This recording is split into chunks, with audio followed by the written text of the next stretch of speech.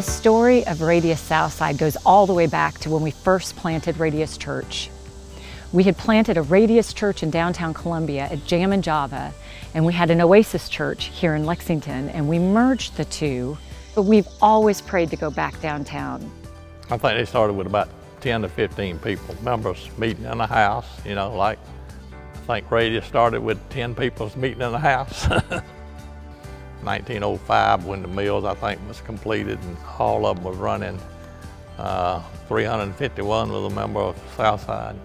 We knew a good while back that the membership was falling off. We were getting smaller and smaller on Sunday. My daughter, which lives up in Lexington, she carried a dog walking every night about 6 or 7 o'clock. And I was in this yard doing yard work when my neighbor, Teresa Hodge, walked her dog in my cul-de-sac, and we stopped and talked, as we often did. But this day, the conversation turned to church planting. And I shared with her that Radius had a building given to us out at White Knoll. A church building was given to us. Well, her eyes got wide and she said, "We're looking to give away a building." So we began to talk further. She invited us down to tour Southside Baptist Church. And during that time, this process of weeks and months, our hearts were knit together in a vision of a church plant out of Southside Baptist Church that had been in existence for 100 years. Meanwhile, the very same week that my neighbor and I met here in our yard and talked about Southside Baptist Church, Scott SHUFORD called John Reeves and said, "I'd like to meet with you." So late in 2019, our family was living in Travelers Rest, South Carolina, and was feeling unsettled.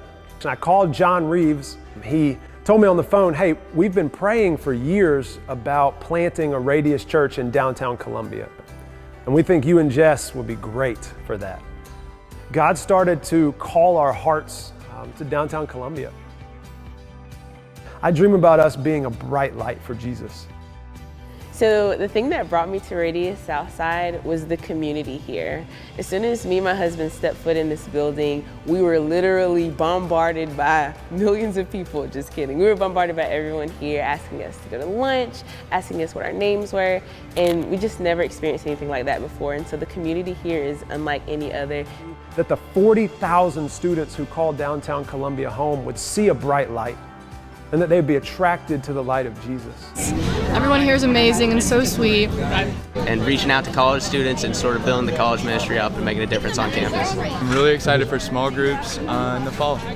And it's going to be a great time for this community to rally again around a living, breathing, vibrant church family on this corner to serve all of downtown Columbia for God's glory.